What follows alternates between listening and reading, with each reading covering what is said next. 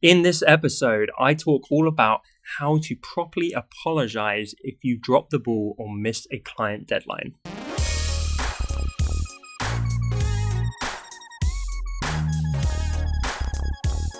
Welcome to episode 85 of the Honest Entrepreneur Show, where I help creatives master their marketing.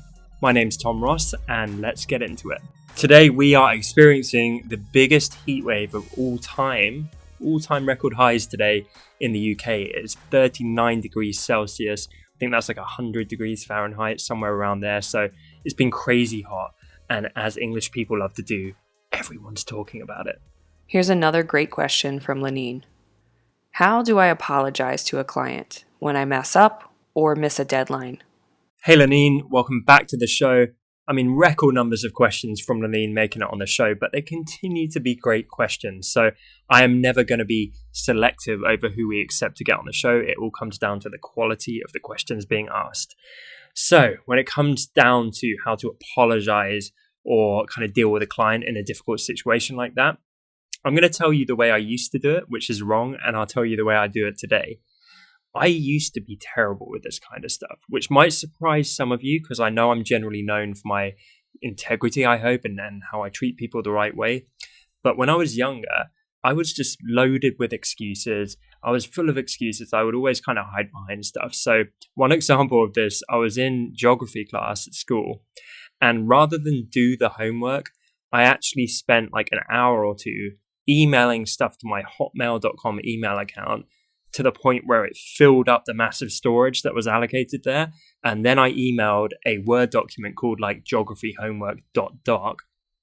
And so I got an automatic bounce back saying geographyhomework.doc could not be delivered because your inbox storage is at full capacity or something like that. So I basically faked an issue with my inbox in order to get out of doing my homework. And I had this weird trait when I was younger where I would do that. I would often miss deadlines for early client work. I had an agency at one point that like outsourced work to me. And a few times I was late or I was like right down to the wire. I was always late or like, again, right down to the wire with like every essay that I turned in. I did an all-nighter for every single essay at college.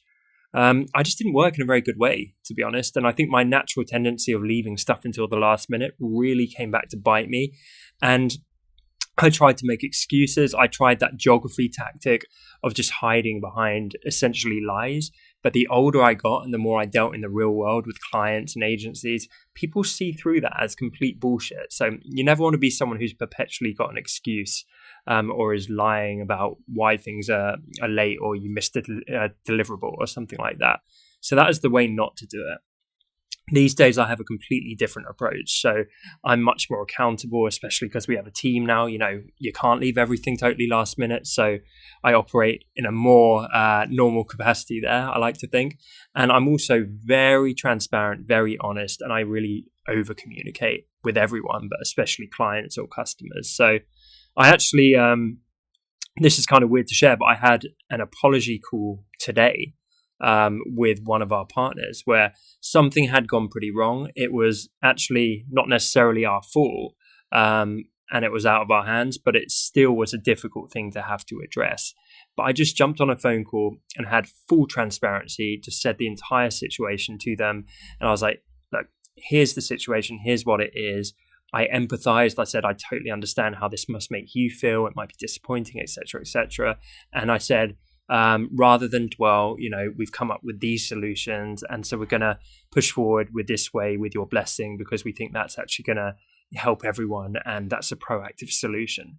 And so to break the pieces of that down, it is empathizing. It is complete radical honesty and over communication. And then where possible, it's offering some kind of solution. And I think that is the strategy to map to. So in my case, it was a partner of ours, but if you're offering service work to a client, it could be very similar. It could say, look, here is the honest truth of what's happened.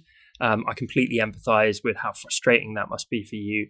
And I can see the impact that that's had. And I genuinely feel really bad about that. So let's have an honest conversation about that.